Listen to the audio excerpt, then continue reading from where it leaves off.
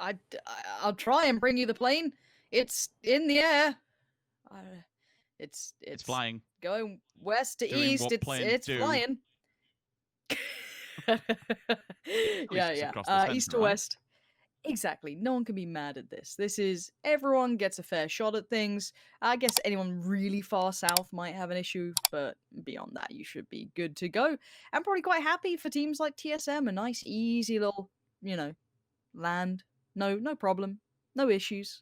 No harm, no foul. Hopefully no dying on the way to Hacienda. But beyond that, though, kind of recapping that first game, I'm glad to see Northern Lights do well out of the gate, but I'd like to see consistency now.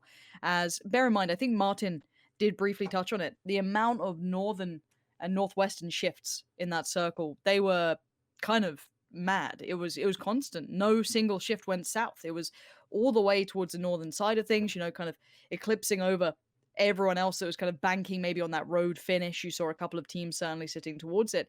Now, I doubt we're going to get that more than one game. We know what the circles are like. They can be a cruel mistress. So I look to see, can they now find consistency with Northern Lights, and who then does deliver on a more regular basis? We've definitely seen that Omicron are here to fight. These guys picked up, how many was it, 13 kills in game one? So, may not have the perfect ending. They may not have had everything they wanted, but they certainly did very well to get to that position, to do everything they needed to accumulate as many points as they could to stay relevant in this. And with the circle being where it is, we could see another game from them. Close to Sauna Boys and Kill Yukai as a single player. Brexico on the other side as well, with a bit of a triangle formation. So they could be hit from two different sides, and it's something they certainly have to be aware of. And finally, the trap is sprung. He steps on the web, and it's go time. Time to take a look, but don't overstep the boundaries. Don't go too far here. Brexico, they will be return fire. It's there. It's landed. ETG actually loses a player as well, so Shift W again. And this is something else reminiscent of Shift W, where they actually will play solo and still pick up kills, even as individual players. They're more than happy just to run off on their own. They're more than happy to try and take as much land as possible. And it works, because when we get later on down the game... Marv down below. Not too subtle on pull-up. Chris has certainly heard it, seems well aware, but Marv seems curious and a little cautious himself. That valley could be a problem. Sees the bike on the other side and is like, this doesn't look so good. Chris, gonna probably get a freebie? No, Marv's still alive. But Chris always delivers, always solid. And that's what you want to be seeing from the man. 2 kills for him already, and that's gonna truly help Shift W get a couple more points on that board. Even if they die, it's not a problem. If he can feed all the info back and relay that to FaZe, where's safe, where's not safe, where can we rotate? We'll hold for a second, because speaking of rotating, one place you're not going to go is for ETG. That's 2 players, I believe, down. At least certainly one of them was injured. The other one fell. Yes, it was. So 2, thank you very much. And the Pink Ponies, well, they're happily receiving this one. Around the back of the car. Quepta, we see him underneath, or we just push it while he gets the audible cue for the heal off. Not a problem. GG, 3 points picked up. And ETG go crashing out early. The zigzag at the moment from La Bendita, mainly over to kind of FaZe just below Picado, is a very, very strong position. As you do go further out, you might see Pink Pony in a good spot where the circle come towards them, but it's not the safest in the world. I can't say that. I mean, it's quite a clear different vision at least. It's small. Quizzy out the back, Vad. The finger must be doing fine as he actually necks him outside. Job done. Goes for it straight out the back of the vehicle, and now they can maybe just follow this one through also. With 2 players below, they doesn't want to get too greedy, because if he does, he'll be spotted. He didn't realize that they'd come so close. Almost a bit of a whiff from Alias. At least he did confirm that one, but where's the rest of TSM? Are they going to fold onto this? They weren't close enough. Keep in mind, they really weren't that close by. That felt a little individual from Fex, and normally, I don't doubt Fex. He's one of those players who are exceedingly talented as an individual, but they're struggling. My word, look at this shift over towards the west. That's massive now. Northern Lights become exceedingly powerful. Look at Spyro, look at Lou, look at these 2 players and see how well they play this one out. If they clear out Redline quickly, they're in a very strong position. They can maybe set up a better defense than they'd have before, but it's Spyro who's going to have a lot to deal with. QB is just on that other side. If he just peeks down the ridgeline, he'll spot that, but he doesn't go for it. Maybe waiting for support, maybe waiting for the teammate to come along too. Has a glimpse towards one. He spots out Tornado Energy way off in the distance, but it's the fight close at hand that could be the problem. Ivers pulls up, not subtle, going to be able to see the vehicle there in the distance, but it's QB who's just below, who could be a problem. Not anymore. Spotted instantly. Spyro, not as clean as you'd like, but the double dip gets the job done very, very well. Now, Northern Lights, I want to kind of treat them as a percentage playing team. They play the percentages very well. Now, this is a perfect opportunity to see that, as if they get down this player, if they get down Ivers, this would be massive. And they can't get the bullets to bend just right. Jeeves now closing in, and Liquid are getting very curious about all this noise going on. Ents are also on the rotate. This is the top side of the hill. Eventually, they will have to go down. And unfortunately, once my concern is that this is a one-way trip for Ents. Once they go down here, there are teams on the side of those little ridges that could basically bottleneck them and slow their advancement any further. I'm just seeing big teams going off in that kill feed, though. And we spoke about Ents. They're going to be open to everybody. And at the moment, it's FaZe and DA making a meal of them down in the crater area. Not much more you can go because that's where DA's position is. Again, DA sent it a little bit earlier on. And unfortunately, that could be their grave, especially if FaZe is still lingering on the edge of it at the moment. Na'Vi's pushing in here. Offstring goes down. Senya also Na'Vi do follow back with it. He could have done so much with that. Now, he did really well to find two. If he was able to stay alive just for that nade come in and maybe Wanderer to help him out, that could have been a 1v3. It does fall by the wayside. It doesn't come to fruition, which is a little unfortunate because I'd have loved to have seen it. But Na'Vi are in all kinds of trouble. There's Wanderer finally coming in. The nade, brilliant work. Just going to clean things up. Na'Vi are done for. This is a problem for Na'Vi. This is 2 games now where they've struggled to keep 4 alive going into its late game, and that will prove a problem down the line.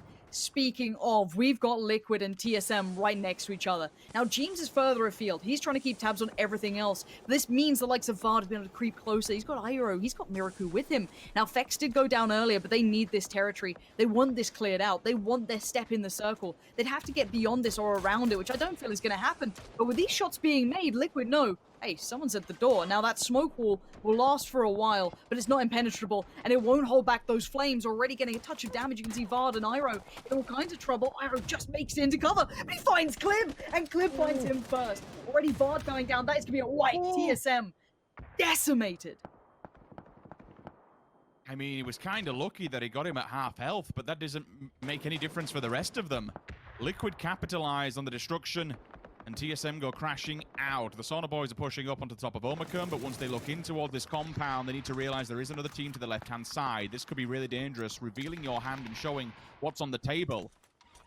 If the opposing team in Shift W realize there's a meal to be made, they'll be turning up for dinner. All the vehicles are going to get used and abused by Omicron. Get the hell out of here, because you've got 2 teams bearing down upon you. On the hillside, they have the height advantage, or do they? Chris goes down, he's knocked, he's flushed, he's gone.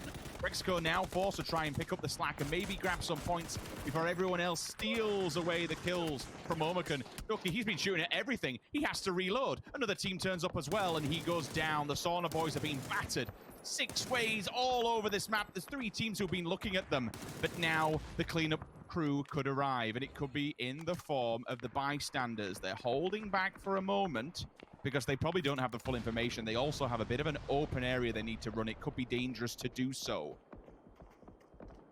This just went from 0 to 99 in all but a second, Lauren. Yeah, now we've got the southern fights coming in too. We're going to have WS moving across as well. They're in all kinds of trouble. You've got DA one side, FaZe the other, and then Na'Vi's remainder as well. This is still the same fight, kind of shifted further north. This now introduces new elements. Liquid come into the fight. A bit of Ents come into the fight. But the Pink Ponies, they're doing quite well for themselves. Still 4 standing. We'll see if that carries on, because Omicron, these guys are bloodthirsty. They are killers in this lobby, but there is only 2 of them now, obviously suffering so much against them, and this is the problems in the south that we were talking about before. WS rocking a hard place, one being Besto, the other being FaZe. Now Maxi's actually going to cop a lot of the damage off the back of that, trying to shift in alongside Offstring.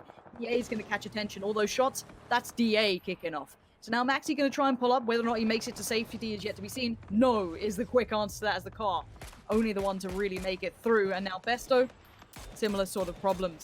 No easy way in for some of these teams. This is a very precarious circle and a dangerous one at that. And again, the Pink Pony's still holding on, still staying alive. Paige going to try and make the mad dash for it, but merely to pull up next towards Liquid. Nowhere to be safe, nowhere to be found, as Offstring now has the majority of FaZe bearing down on him, and it's a comfy pickup for Uber. Now keep in mind, this is going to be a battle of the east and the west. Out in towards the west, Northern Lights and FaZe will hold the vast majority of territory, and they'll probably want to avoid fighting each other if possible. And the east is littered with everybody else. Liquid, Pink Ponies, Ents, Shift W, you've got Bystanders, you've got DA, you've got the remainder of, I guess, Squeaky's now more central, and then Besto shifted towards the east. But now Clib right on the forefront. Liquid taking the fight. They've actually pushed out. They've pushed towards the east. They're trying to go clockwise through this. Maybe clear as they go, remove some of these problems that could bite them down the line. But this isn't going to be easy. There's so many teams with the elevation, with the high ground here. There is, but how much more utility can be used out here with Clib? At least finishing off one. They're the bodies that are laying to the wayside. You aren't seeing Liquid move this way. They want to move through the pink ponies, but they're making a bit of a meal of it. Jeems now receives a boatload of damage. Liquid are not getting this easy. They thought this would be quicker. And you're right, the bystanders already finding good form here. They're a good team. I mean, hell, we saw almost what they were capable of throughout DreamHack. Only just losing out to Team Liquid. The possibilities were endless. Flashbang from a distance. You can see how much range those buggers have. There will be more coming his way as well. They're just trying to cut off one player. They can get rid of Vampire. And they can force their way upside the hill and find these other players that are still lingering. Every single, again, time and time again, they fire these bullets. They don't hit these shots. They go nowhere. It's just more information, so you need to bide your time. And Sakura's doing exactly that. He's behind enemy lines. If he gets the drop on all of these, this could be devastating. He's maybe, I guess you're hoping a fight kicks in, but now look at Northern Lights have got around the back. Sakura's been able to isolate one, the rest now appear. Gets a second, a third would have been huge, but he can't do it. Beamy saves the day for the bystanders, but quick steals coming in. Jeems and Co. very, very attentive towards that area, but it looks like Clib and Mexi know what's going on, and Petulins gets away with nothing. Clib is willing to live in this mayhem. Just an agent of chaos at this point. Gonna find Petulins, quickly turn attention the other way. Bystanders dealt with on one side, Northern Lights being dealt with on the other, and FaZe are thinking, wow, this could have been us, but we're just comfy. We're chilling in the circle right now. DA, the same sort of thing.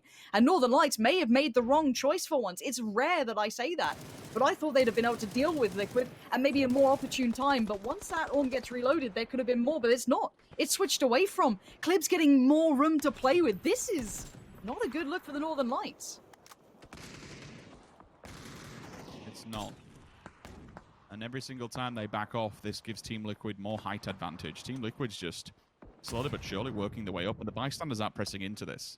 They're hitting the deck. I mean, it's not really much to work with. It's all but something to try and just get out of the way of Team Liquid's vision.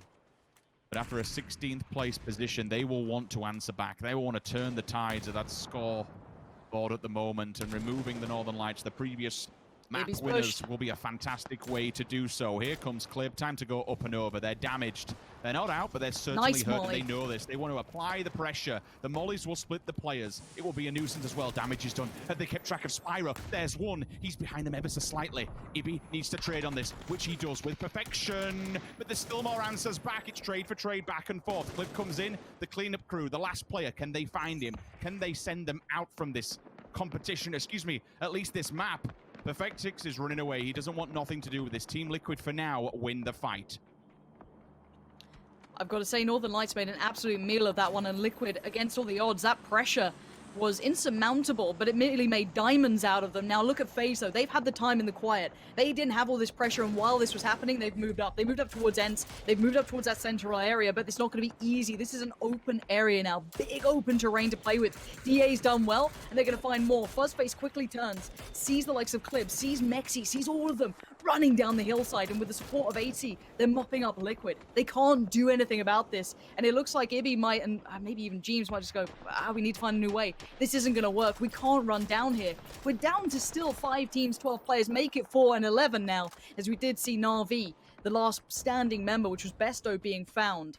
So now we look at who's left. The 4 teams, DA once again late game. This could be a win for them. I want to see Code Marco getting into this one. FaZe aren't having the run of things that they'd like here. They're getting too much attention from too many angles. The grenades that are going to come in on the side of utility from DA. Now remember, the DA has been here this entire time. No one's really been shooting into them. Now the problem will arrive with all the teams having ever so slight elevation upon them, but they do have all their utility. They do have all bullets, bandages, chest, helmets, everything you need to really fortify themselves up against FaZe Clan. If Ibi finds Beamy, things get a little bit easier. Like if there's mutual destruction for the teams that are on the hillside, that's a banging little Chris shot. Hits and connects with the first one. Wants to go forward with the follow-up. Bounces off the floor, aims it down, flashbang in. He knows it's going to be whited up. 3 strikes, but the answer back! The lean! The level 3 gear, he survived. The chest is cracked. But I tell you what, Beamy is even more cracked. He is a banging player, and he stands the test of time. If he can fight it off, maybe he can drag them up to 3rd place, maybe even go further. Metrelius and Co. Oh, hold on. Beamy's making this tricky. No, a quick deal here. Now let's look at what's left. We are down to the scraps. Jeem's still alive, but DA did suffer a casualty in the form of Code Marco. Well, here it go off in a second. You'll see in the kill feed if it does land. But DA are coming out to play. They want to send it. They want to find these players and flush them out. They want the win here, Lauren. I bloody hope they do. But there's going to be the isolation. Nice work from Beamy to play that so well, to isolate, to get himself in at least 2nd place. It might be time to give it up to the blue and leave the Turkish Kings to try and pick up that kill if they could. No, they can't. But it will be them to pick up the victory regardless. 9 kills, great positioning, and handling late game exceedingly well. All my life I want money and power, respect my mind, or die from last shine. I pray my dick get big as the Apple time, so I can fuck the world for 72 hours. Goddamn.